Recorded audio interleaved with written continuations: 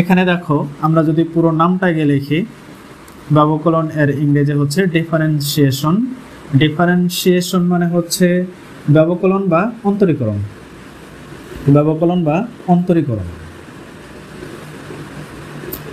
এরপরে এটার ভার্ব হচ্ছে ডিফারেন্সিয়েট।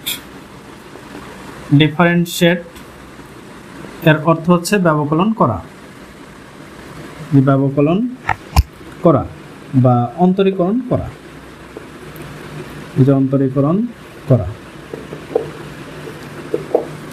এখন দেখো যে এই অংশটারই বিস্তারিত আমি যদি বেসিকটা আলোচনা করি, ধরে নাও এখান থেকে এ এবং বি দুটি বিন্দু, এ বিন্দু থেকে একটা গাড়ি সাধারণত আগে থেকে গতিশীল অবস্থায় এই বিন্দুটাকে ক্রস করার সময় এর বেগটা আমরা ধরে নিলাম এখানে ভি নট।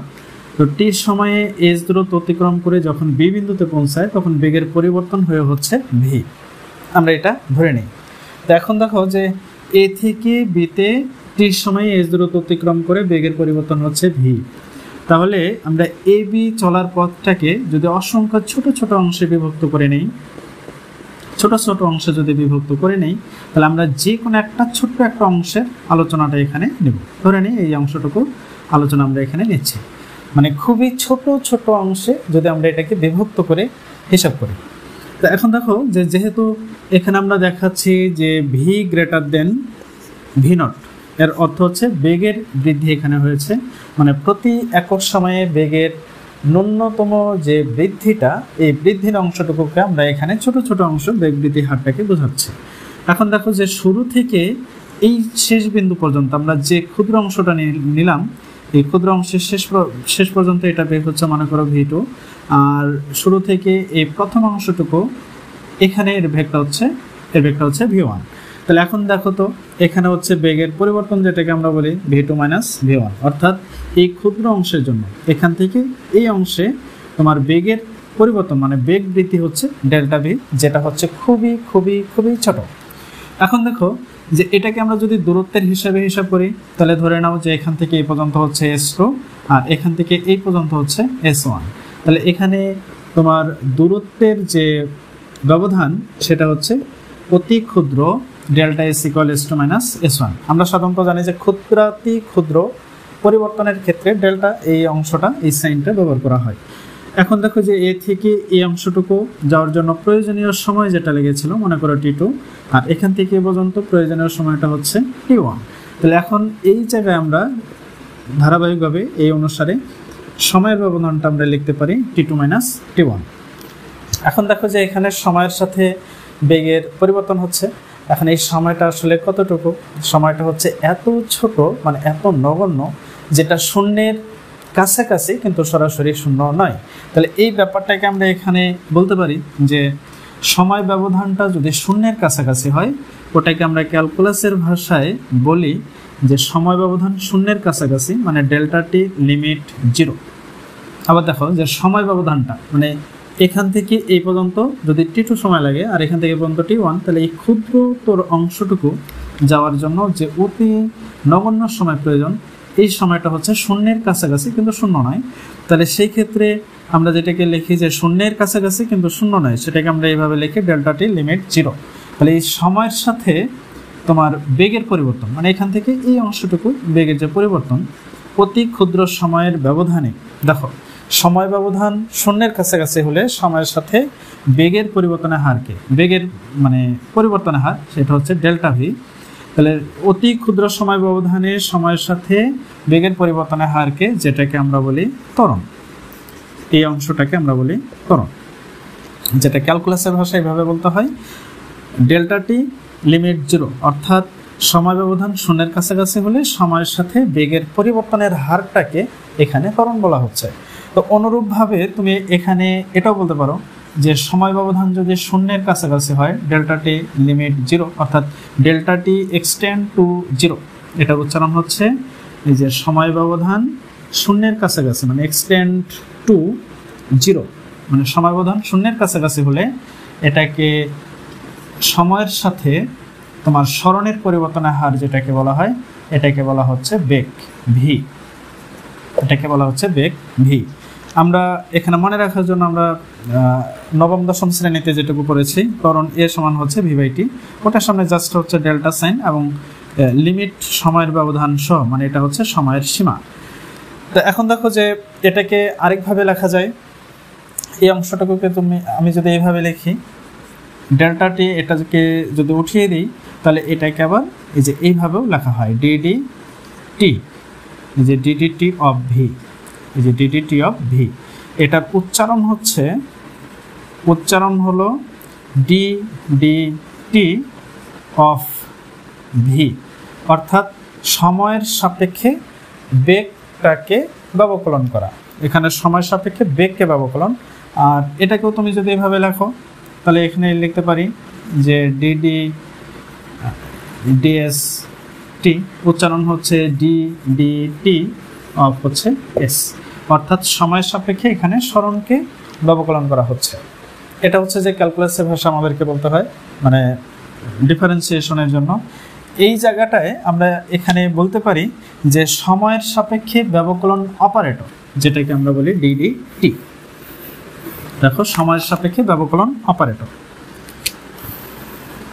যে সময়ের সাপেক্ষে ব্যবকলন অপারেটর হলো ddt। এটা একসাথে উচ্চারণ করতে হবে যে ddt অফ, এরপরে যা থাকবে সেটা। আমরা এখানে দেখো যে এখানে পেয়েছি ddt অফ হচ্ছে v, আর এখানে হচ্ছে ddt অফ হচ্ছে s। এরূপ যে কোনো রাশির সাপেক্ষে আমরা ওটাকে সাধারণত লিখি ddx, মানে এভাবে লেখা যায় যে x এর জায়গায় তুমি যদি t ধরো তাহলে এটা হচ্ছে সময়ের সাপেক্ষে, x এর জায়গায় যে কোনো কিছুর সাপেক্ষে যে কোনো কিছুকে ব্যবকলন করা যেতে পারে যদি ওটার সাপেক্ষে পরিবর্তনশীল হয়। আমরা এখানে দেখতে পাচ্ছি যে সময়ের ক্ষুদ্রতম সময়ের ব্যবধানের সাপেক্ষে, মানে সময় ব্যবধানটা এত ছোট, মানে শূন্যের কাছাকাছি কিন্তু শূন্য নয়, ওটাকে এইভাবে লেখা হয় যে শূন্যের কাছাকাছি কিন্তু শূন্য নয়, ডেল্টা টি লিমিট 0। তাহলে সময় ব্যবধান শূন্যের কাছাকাছি হলে সেই ক্ষুদ্রতর সময় ব্যবধানের জন্য আমরা এখানে বেগের পরিবর্তন দেখিয়েছি, যেটার মাধ্যমে হচ্ছে তাৎক্ষণিক ত্বরণ বা ত্বরণ বোঝানো হচ্ছে। এখানে তাৎক্ষণিক বেগ মানে সময় ব্যবধান শূন্যের কাছাকাছি হলে সময়ের সাপেক্ষে সরণের পরিবর্তনের হারকে এখানে বেগ বা তাৎক্ষণিক বেগ এটাকে বলা হয়। তো আশা করি বুঝছো, এরকম যে কোনো রাশির সাপেক্ষে যদি বোঝানো হয় তাহলে এটা হচ্ছে ddx অফ। এখন দেখো যে এই অংশটুকুকে আমরা এখানে কি লিখতেছি, এই যে ডেল্টা ভি বা ডিভিও বলা হয় এটাকে, যে ডেল্টা ভিকে ডিভিও বলা হয়, এটাকে ডিএসও বলা হয়, আর এটাকে টিও বলা হয়। তো এখন দেখো তো যে এ থেকে বি পর্যন্ত যদি অসংখ্য ডিভি, ডিএস বা ডিটি এগুলো যদি থাকে, এ থেকে বি পর্যন্ত যদি অসংখ্য ডিভি থাকে তাহলে এই সবগুলো ডিভিকে তুমি যদি যোগ করো তাহলে আমরা টোটাল বেগ যেটা পাচ্ছি সেটা হচ্ছে ভি। তাহলে এখন দেখো এটাকেই, এই যে যোগ করা, এই যোগ করাটাকে ইংরেজিতে বলা হয় যে সামেশন, ইংরেজিতে বলা হয় সামেশন। আমি এখন এই অংশটুকু একটু লিখি। তো ইংরেজিতে যদি সামেশন বলা হয়, এই সামেশনের এসটাকে উপরে নিচে একটু টেনে লম্বা করে এখানে যে ডিভিকে যদি যোগ করো, মানে এ থেকে বি পর্যন্ত আমরা এখানে দেখাচ্ছি, ধরো এখানে সীমাটা আমি দিয়ে দিলাম এ থেকে বি পর্যন্ত, যে এ থেকে বি পর্যন্ত যতগুলো ডিভি আছে এই অংশটা হচ্ছে ডিভি হিসেবে যদি ধরি, যতগুলো ডিভি আছে এটাকে যোগ করলে হচ্ছে ভি প্লাস একটা কনস্ট্যান্ট। তাহলে এখন দেখো যে ক্ষুদ্র ক্ষুদ্র অংশগুলো যোগ করলে টোটাল ওই অংশটা পাওয়া যাচ্ছে, এটাকে বলা হচ্ছে ইন্টিগ্রেশন বা সমাকলন। এবার দেখো অনুরূপভাবে যদি আমি ডিএস সবগুলো ডিএসকে যদি যোগ করি তাহলে এখানে টোটাল সরণ বা টোটাল দূরত্ব আমরা এস পাচ্ছি। অনুরূপভাবে ডিটিকে যদি যোগ করি তাহলে টোটাল টাইম টি পাচ্ছে। এটা হচ্ছে যে একটা নির্দিষ্ট সীমার মধ্যে অসংখ্য ছোট ছোট জিনিসকে হিসেব করে টোটাল জিনিসটা বের করার নিয়মটাকে বলা হচ্ছে ইন্টিগ্রেশন বা সমাকলন। ইন্টিগ্রেশন, এই যে সমাকলন মানে সামেশন, সামেশনের এসটাকে উপরে নিচে একটু টেনে লম্বা করে এখানে যার সমষ্টি মানে যোগফল বোঝানো হচ্ছে ওটার সামনে এইভাবে দিতে হয়। তাহলে এখানে আমরা দেখতে পাচ্ছি যে ডিভি ছোট ছোট মানে অসংখ্য ডিভি যোগ করলে আমরা টোটালি ভি পাচ্ছি, মানে ডি এর পরে যেটা আছে সেটাকে সরাসরি লিখলে এখানে হয়, ডি এর পরে এখানে এস আছে, এসটাকে সরাসরি লিখতে পারো, ডি এর পরে টি আছে এখানে টিটাকে লেখা হয়। মানে ডিটি কে সমাকলন করলে টি, ডিএস কে সমাকলন করলে হচ্ছে এস, ডিভি কে সমাকলন করলে হচ্ছে ভি। এভাবে ডি এর পরে যা আছে এটাকে যদি সমাকলন করো তাহলে ডি এর পরে যেটা আছে সরাসরি সেটাই পাবে। এবার আসো যে ডিফারেন্সিয়েশন বা ব্যবকলন বা অন্তরীকরণ এর কিছু ব্যবহৃত সূত্র যা আছে, আমরা এটাকে সূত্রগুলোর কিছু লিখব, আশা করি তোমাদের এখানে কাজে দেবে। আর সূত্রগুলো এখন ভালোভাবে পড়লে এটা ক্যালকুলাসের সূত্রই, সব ক্যালকুলাসের ম্যাথগুলো যখন করবে তখন কাজে দেবে। নাম্বার 1 সূত্র যে এক্স এর সাপেক্ষে কোনো কিছু যদি অপরিবর্তনশীল থাকে তাহলে এটাকে বলা হচ্ছে ধ্রুবক, তাহলে ধ্রুবককে ডিফারেন্সিয়েট করা হচ্ছে 0। Number 2 DD x of x K differentiate করলে হয় 1, মানে যার সাপেক্ষে ডিফারেন্সিয়েট করবা ওই রাশিটাই যদি হয় তাহলে এটা হচ্ছে 1। Number 3 DD x of x two the power N, এটাকে ডিফারেন্সিয়েট করলে হচ্ছে এন এক্স এন মাইনাস 1, অর্থাৎ পাওয়ার সামনে গুণ পাওয়ার থেকে 1 বিয়োগ। 4 নম্বরে হচ্ছে d d x of m x সমান হচ্ছে এম। 5 নম্বর d d x of e x e to the power x, এখানে হচ্ছে ই এক্স। 6 নম্বর হচ্ছে ডিডি এক্স অফ লন এক্স, এটা হচ্ছে অনলি 1/x। তারপরে 7 d d x of log a x a ভিত্তিক এক্স, এটাকে বলা হচ্ছে যে 1/x লগ এ ভিত্তিক e. 8 number d d x of root x, এটা হচ্ছে 1/2 রুট এক্স। তারপরে নাম্বার 9 ডিডি এক্স অফ, আমরা যদি কোনো কিছুর বিয়োগফল বা সমষ্টি এটা ডিফারেন্সিয়েশন করি তাহলে প্লাস থাকলে এই যে এখানে প্লাস আর মাইনাস থাকলে এখানে মাইনাস, মানে প্রথম রাশি ডিফারেন্সিয়েশন প্লাস দ্বিতীয় রাশি প্লাস মাইনাস। এরপরে দেখো যদি গুণের দুটার গুণফলের ডিফারেন্সিয়েশন করি তাহলে প্রথম রাশি গুণন দ্বিতীয় রাশি ডিফারেন্সিয়েশন প্লাস দ্বিতীয় রাশি গুণন প্রথম রাশি ডিফারেন্সিয়েশন। এরপরে দুটা রাশির ভাগফলের ডিফারেন্সিয়েশন যদি আমরা বের করি তাহলে এখানে হচ্ছে হর ইন্টু লবের ডিফারেন্সিয়েশন মাইনাস লব ইন্টু হরের ডিফারেন্সিয়েশন ডিভাইডেড হর স্কোয়ার। এরপরে দেখো নাম্বার 12 যদি ডিডি এক্স অফ আমরা ত্রিকোণমিতিক অনুপাতের যদি ডিফারেন্সিয়েশনগুলো করি, সাইন এক্সকে ডিফারেন্সিয়েট করলে হচ্ছে cos x. Number 13 d d x of cos এক্সকে ডিফারেন্সিয়েট করলে হচ্ছে মাইনাস সাইন এক্স। তারপরে দেখো প্রথম দিকে আমি এগুলো যদি কিছু মুছে নিই, এরপরে দেখবে number 14 DD x of tan x, tan x K differentiate করলে হয় sec square x। Number 15 DD x of sec x, এটাকে ডিফারেন্সিয়েট করলে হচ্ছে sec x tan x। তারপর নাম্বার 16 ডিডি এক্স অফ যদি cosec x নেওয়া হয় তাহলে মাইনাস cosec x, তারপরে cot x। তারপরে দেখো নাম্বার 17 ডিডি এক্স অফ যদি cot x নেওয়া হয় তাহলে মাইনাস cosec স্কয়ার x। এই যেগুলো হচ্ছে সাধারণত সূত্র। এরপরে আসো d d x of sine m x, এটাকে যদি ডিফারেন্সিয়েট করা হয় সাইনকে ডিফারেন্সিয়েট করলে কস, এম এক্সকে ডিফারেন্সিয়েট করলে হচ্ছে এম, তাহলে এম কস এম এক্স।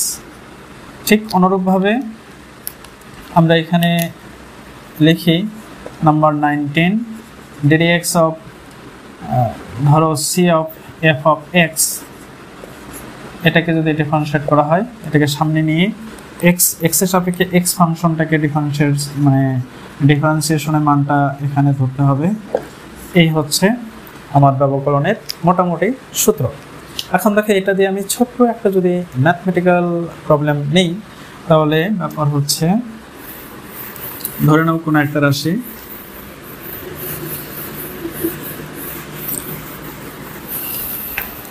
ধরি একটা প্রশ্ন এখান থেকে এভাবে নেই, ধরে নাও x 1/3 t cube plus 2t square plus 4। এখন দেখো যে এখানে হচ্ছে যে এক্স দিয়ে সাধারণত দূরত্ব বোঝানো হয় বা সরণ বোঝানো হয়।